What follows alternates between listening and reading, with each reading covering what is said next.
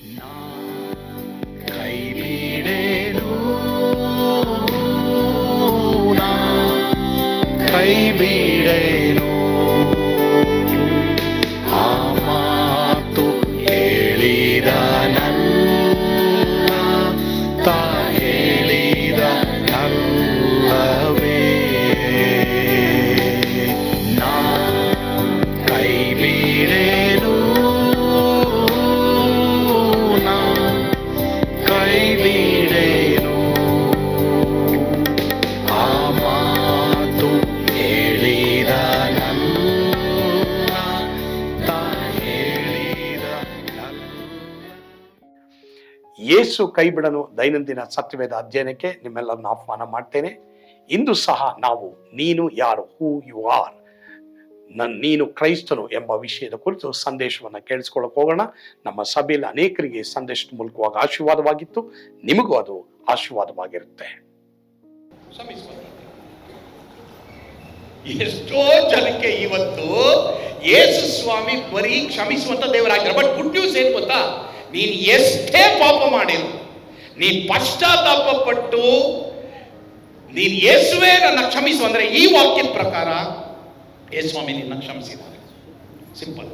ಕೈ ಚಪ್ಪಾಳೆ ತಟ್ಟಿ. He has forgiven you. ಅವರು ನಮ್ಮನ್ನು ಕ್ಷಮಿಸಿದ್ದಾರೆ. ಬಟ್ ಅಷ್ಟಕ್ಕೆ ನಿಲ್ಲಬಾರದು. ಎಷ್ಟೋ ಜನ ನಾವು ಅಷ್ಟಕ್ಕೆ ನಿಂತಿದ್ದೀವಿ. ಯೇಸು ಸ್ವಾಮಿ ಬರೀ ಕ್ಷಮಿಸುವಂತ ದೇವರು ಆಗಿದ್ದಾರೆ ಅನೇಕರಿಗೆ, ಬಟ್ ಇನ್ನೊಂದು ಆಗಿಲ್ಲ. ಅದು ಏನು ನೋಡೋಣ. ಓದಪ್ಪ, ನೆಕ್ಸ್ಟ್ ಹಾಕ್ರಿ. ಓದಪ್ಪ. ಯಾರು? ಶಶಿ ಓದಪ್ಪ. ಇಲ್ಲ, ನಾಗರಾಜ್ ಓದಪ್ಪ. Very good. ಅಥವಾ ರಕ್ಷಕನು. ಯೇಸು ಸ್ವಾಮಿ ಬರೀ ಕ್ಷಮಿಸುವಂತ ದೇವರ ಅಥವಾ ರಕ್ಷಕನೋ? ಈಸ್ ಈ ಓನ್ಲಿ ಫಾರ್ಗಿವರ್ ಆರ್ ಸೇವಿಯರ್? ಓ, ಇಲ್ಲೇ ಪಾಯಿಂಟ್ ಇರೋದು. ಸೇವಿಯರ್, ರಕ್ಷಕನು ಅಂದ್ರೇನು? ಮುಂದೆ ಹೋಗ್ರಿ. ಮುಂದೆ ಹೋಗ್ರಿ. ಯೇಸು ಸ್ವಾಮಿ ನನ್ನನ್ನು ನಿನ್ನನ್ನು ಎಲ್ಲ ಪಾಪಗಳಿಂದ ರಕ್ಷಿಸಿದ್ದಾರೋ. Right, simple. ಇಲ್ಲಿಗೆ ಕ್ಲೋಸ್. ನನ್ನ ಪ್ರಸಂಗ ಕ್ಲೋಸ್. ನಮ್ಮ ಪಾಸ್ಟರ್ ಎಷ್ಟು ಒಳ್ಳೆಯವರಪ್ಪ. ಕೆಲವ್ರಿಗೆಲ್ಲರಿಗೂ ಏನು ಗೊತ್ತಾ, ಅಯ್ಯೋ ಮುಗಿತ, ಪ್ರಸಂಗ ಆಯ್ತು. ಸಿಂಪಲ್. ಯೇಸು ಸ್ವಾಮಿ ನಿನ್ಗೆ ಯಾರಾಗಿದ್ದಾರೆ? ಬರೀ ಕ್ಷಮಿಸುವಂತ ದೇವರ ಅಥವಾ ನಿನ್ನನ್ನ ನನ್ನನ್ನ ಎಲ್ಲ ಪಾಪಗಳಿಂದ ರಕ್ಷಿಸಿದಾರಾ? ಇವತ್ತು ಪ್ರಶ್ನೆ. ಎಲ್ಲ ಪಾಪಗಳಿಂದ ರಕ್ಷಿಸಿದಾರಾ? ಇಲ್ಲ ತಾನೇ? ಯೋಚನೆ ಮಾಡ. ಇಲ್ಲಿರೋರು ನಾವೆಲ್ಲರೂ ಇವತ್ತು ಧೈರ್ಯವಾಗಿ ಹಂಗೆ ಹೇಳಕ್ಕಾಗುತ್ತಾ? ಇಲ್ಲ ತಾನೇ? ಹೌದಾ ಇಲ್ವಾ? ಬೇಡ, ಯಾರು ಆನ್ಸರ್ ಮಾಡೋದು ಬೇಡ. ಅವ್ರವ್ರ ಪಾಪ ಅವರಿಗೆ ಗೊತ್ತು. ಎಲ್ಲರಿಗೂ ಯೇಸು ಸ್ವಾಮಿ ಬರೀ ಕ್ಷಮಿಸುವಂತ ದೇವರಾಗಿದ್ದಾರೆ, ಆದರೆ ರಕ್ಷಕನಾಗಿದ್ದಾರೆ. ಸರಿ ಆಗಿಲ್ವಾ? ಇವತ್ತೊಂದು ಪ್ರಾರ್ಥನೆ ಮಾಡಿ, ಸ್ವಾಮಿ ನನಗೆ ಈ ಪಾಪದ ಮೇಲೆ ಜಯ ಇಲ್ಲ, ಈ ಕೆಟ್ಟ ಯೋಚನೆ ಮೇಲೆ ಜಯ ಇಲ್ಲ, ಈ ಕೆಟ್ಟ ನೋಟದ ಮೇಲೆ ಜಯ ಇಲ್ಲ, ಈ ಕೆಟ್ಟ ಆಸೆ ಮೇಲೆ ಜಯ ಇಲ್ಲ, ನೀನು ನನಗೆ ರಕ್ಷಕನಾಗಿರು ದೇವರೇ ಅಂತ ಪ್ರಾರ್ಥನೆ ಮಾಡಿ. ರೈಟಾ? ಅವರೇ ಕ್ರೈಸ್ತರು. ಕ್ರೈಸ್ತರಂದ್ರೆ ಯಾರು ಹೇಳಿ? ಪಾಪದಿಂದ ಬಿಡುಗಡೆ ಆಗುವುದಕ್ಕಾಗಿ ರಕ್ಷಕನನ್ನ ನಂಬಿರುವುದೇ. ದಯವಿಟ್ಟು ಹೊರಗಡೆ ಏನೋ ಒಂದು ಪ್ರಾರ್ಥನೆ ಮಾಡಬೇಡಿ. ಗೊತ್ತಲ್ಲ, ನಟನೆ. ಕೆಲವರೆಲ್ಲ ನಟನೆ. ಎಲ್ಲರೂ ಗಮನ. ನಿಜವಾಗ್ಲೂ ನನಗೆ ನಿನಗೆ ಪಾಪ ಕ್ಷಮಾಪಣೆ ಮಾತ್ರ ಅಲ್ಲ, ಪಾಪದಿಂದ ಬಿಡುಗಡೆ ಆಗಿದೆಯಾ? ಆಯ್ತಾ? ಯಾವ ಪಾಪ ಇವತ್ತು ನಿನ್ನ ಮೇಲಿದೆ, ಅದರ ಬಿಡುಗಡೆ ಆಗಕ್ಕೆ ಯೇಸು ಸ್ವಾಮಿನ ನೀನು ರಕ್ಷಕನಾಗಿ ಸ್ವೀಕಾರ ಮಾಡಿ. ಯೇಸು ಸ್ವಾಮಿ ಬರೀ ಕ್ಷಮಿಸುವಂತ ದೇವರು ಮಾತ್ರ ಅಲ್ಲ, ಅವರಾಗಿದ್ದಾರೆ, ಆದರೆ ನಿನ್ನ ರಕ್ಷಕನೂ ಹೌದು. ಇವತ್ತು ಯೋಚನೆ ಮಾಡಿ ಪ್ರಿಯ ದೇವರ ಮಕ್ಕಳೇ, ಈ ಒಂದು ಕರ್ತನ ಭೋಜನದ ಮುಂದೆ ನಿಜವಾಗ್ಲೂ ಹೇಳ್ರಿ, ನನಗೆ ನಿನಗೆ ಯೇಸು ಸ್ವಾಮಿ ಪಾಪದಿಂದ ರಕ್ಷಿಸಿದಾರಾ? ಮತ್ತೆ ಯಾಕೆ ಕ್ರೈಸ್ತನು ಅಂತ ನಾನು ನೀನು ಹೇಳ್ತಾ ಇದ್ದೀವಿ. ಒಂದು ಪ್ರಾರ್ಥನೆ ಇದೆ, ರೋಮ 7:24. ಎಲ್ಲರೂ ಒಟ್ಟಾಗಿ ಓದೋಣ. ರೋಮ 7:24. ಎಲ್ಲರೂ ಇಲ್ಲಿ ನಿಮ್ಮ ಬೈಬಲ್ ನೋಡ್ರಿ, ಮತ್ತೆ ಇಲ್ಲಿ ಟಿ ವಿ ನೋಡ್ರಿ.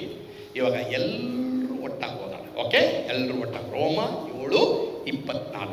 ಓಕೆ, ಎಲ್ಲರೂ ಗಟ್ಟಿಯಾಗಿ ಓದಬೇಕಿದ್ನ. ಅಮ್ಮ ಸುಮ್ಮನೆ ಹಂಗೆ ಹಿಂಗೆ ಓದ್ಬಂಡು ನೋಡಿ. ಬೈಬಲ್ ಓದಿದ್ರೆ ಹೃದಯಪೂರ್ವಕವಾಗಿ ಓದ್ರಿ, ಹಾಡಾಡಿದ್ರೆ ಹೃದಯಪೂರ್ವಕವಾಗಿ ಹಾಡಾಡ್ರಿ.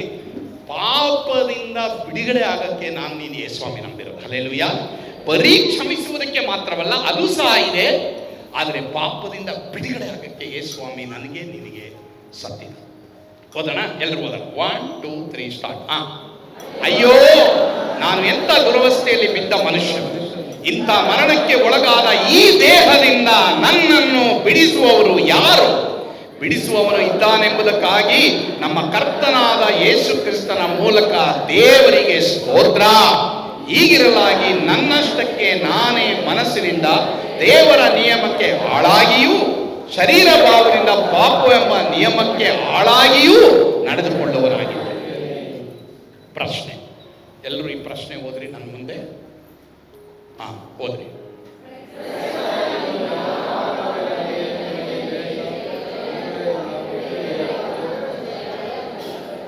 ಸರಿ, ಯೇಸುಸ್ವಾಮಿ ಬರೀ ಫಾರ್ಗಿವರ ಆರ್ ಸೇವಿಯರ್? ಬರೀ ಫಾರ್ಗಿವರ್ ಆಗಿದ್ರೆ ಇವತ್ತು ಸೇವಿಯರ್ ಆಗಿ ಆತನ ಸ್ವೀಕಾರ ಮಾಡಿ. ಎಷ್ಟೋ ಜನ ಅಯ್ಯೋ ಈ ಪಾಪದಿಂದ ನನಗೆ ಬಿಡುಗಡೆ ಆಗಿಲ್ವೇ ಅಂತ ಬಂದಿದ್ದೀರಾ. ನನಗೆ ಯಾರಪ್ಪ ಬಿಡಿಸ್ತಾರೆ ಅಂತ ಬಂದಿದೆಯಾ? ಯಾರೂ ಬಿಡಿಸಲ್ಲ, ಯೇಸುಸ್ವಾಮಿ ಒಬ್ಬರೇ ಬಿಡಿಸ್ತಾರೆ. ಪ್ರಿಯರೇ, ಈ ಸಂದೇಶದ ಮೂಲಕವಾಗಿ ನೀವು ಇನ್ನೂ ಹೆಚ್ಚಾಗಿ ಧೈರ್ಯವನ್ನು ತಂದುಕೊಂಡಿದ್ದೀರಿ ಎಂಬುದಾಗಿ ನಾನು ನಂಬ್ತೇನೆ. ಕರ್ತನು ಪವಿತ್ರಾತ್ಮನ ಮೂಲಕವಾಗಿ ನಿಮ್ಮನ್ನು ಬಲಪಡಿಸಿ ನೀವು ಧೈರ್ಯವಾಗಿ ನಾನು ಯೇಸುವಿನವನು ಎಂಬುದಾಗಿ ಜನರ ಮುಂದೆ ಹೇಳುವ ಹಾಗೆ ಕರ್ತನು ನಿಮಗೆ ಕೃಪೆಯನ್ನು ಅನುಗ್ರಹಿಸಲಿ. ಪ್ರಾರ್ಥನೆ ಮಾಡೋಣ. ಪರಮ ಪ್ರೀತಿಯುಳ್ಳ ತಂದೆಯಾದ ದೇವರೇ, ಹೌದಪ್ಪ, ಮನುಷ್ಯರ ಮುಂದೆ ಯಾರು ನಾನು ಯೇಸುವಿನವನು ಎಂಬುದಾಗಿ ಒಪ್ಪಿಕೊಳ್ಳುತ್ತಾನೋ ಅವನನ್ನ ಪರಲೋಕದ ತಂದೆಯ ಮುಂದೆಯೂ ದೇವದೂತರ ಮುಂದೆಯೂ ಎಲ್ಲರ ಮುಂದೆಯೂ ಇವನು ನನ್ನವನೆಂಬುದಾಗಿ ಹೇಳ್ತೀನಿ ಎಂಬುದಾಗಿ ಹೇಳಿದ್ಯಪ್ಪ. ದೇವರೇ, ಕೆಲವರಿಗೆ ಅದು ಆಗದೇ ಇರಬಹುದು. ದೇವರೇ, ಅದಕ್ಕೆ ಧೈರ್ಯ ಕೊಡು, ಬಲ ಕೊಡು ಸ್ವಾಮಿ. ಜನರ ಮುಂದೆ ಧೈರ್ಯವಾಗಿ ಸಾಕ್ಷಿ ಹೇಳುವಂಥ ಕೃಪೆಯನ್ನು ಎಲ್ರಿಗೂ ಅನುಗ್ರಹಿಸಿಕೊಡು. ಯೇಸುವಿನ ಹೆಸರಿನಲ್ಲಿ ಪ್ರಾರ್ಥಿಸ್ತೇವೆ ಸ್ವಾಮಿ, amen. God bless you. Yesu ನಿಮ್ಮನ್ನು ಕೈ ಬಿಡನು.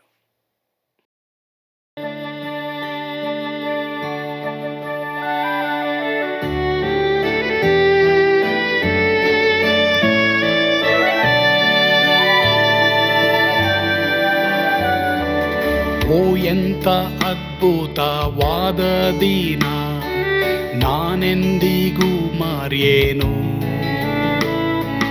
ಪಾಪಂಧಕಾರದೊಳ್ ಅಲೆದೇನ, ರಕ್ಷಕನ ಕಂಡೇನು. ಕೋಮಲ ಕರುಣೆಯುಳ್ಳ ಯೇಸು ಎನ್ ಕೊರತೆ ನೀಗಿದ. ಕತ್ತಲೆ ಹೋಯಿತು, ಜ್ಯೋತಿಯು ಮೂಡಿತು, ನಾನೀಗ ಧನ್ಯನಾದೆ. ಸ್ವರ್ಗದ ನಂದ ಎನ್ನಾತ್ಮ ತುಂಬಿತು, ಶಿಲುಬೆನಾಗ ಎನ್ ಸ್ವಸ್ಥಗೈದನು. ಎನ್ ಪಾಪ ತೋಳೆದ ಈರುಳ ದಿನಕ್ಕೆ ತಿರುಗಿದ. ಸ್ವರ್ಗದ ನಂದ ಎನ್ನಾತ್ಮ ತುಂಬಿತು.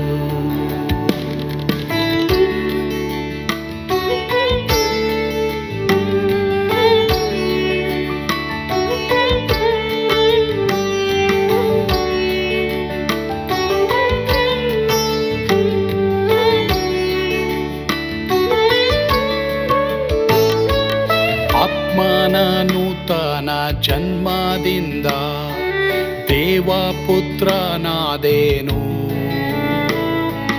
ನೀತಿ ನಿರ್ಣಯವ ಹೊಂದಿದೇನು, ಭಾಗ್ಯವಂತನಾದೇನು. ಪಾಪಾತ್ಮನಾಗಿ ನಾ ಬಂದಾಗಲೇ ಆಶೀರ್ವಾದ ಸಿಕ್ಕಿತು. ಕೃಪೆಯ ಮೂಲವೇ ರಕ್ಷಣೆ ಹೊಂದಿದೆ, ಸುನಾಮ ಕೊಂಡಾಡುವೆ. ಸ್ವರ್ಗದ ನಂದ ಎನ್ನಾತ್ಮ ತುಂಬಿತು, ಶಿಲುಬೆನಾಗ ಎನ್ ಸ್ವಸ್ಥಗೈದನು. ಎನ್ ಪಾಪ ತೋಳೆದ ಈರುಳ ದಿನಕ್ಕೆ ತಿರುಗಿದ ಸ್ವರ್ಗದ ನಂದ ಎನ್ನಾತ್ಮ ತುಂಬಿತು.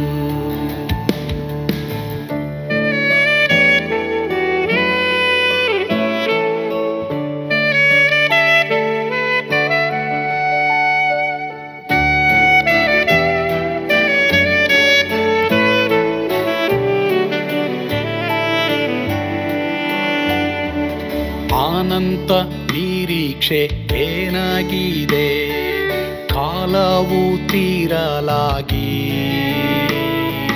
ಸ್ವರ್ಗದ ಭವ್ಯ ಪೀಡಾರದಲ್ಲಿ ನಿತ್ಯವಾಗಿ ಇರುವೆ.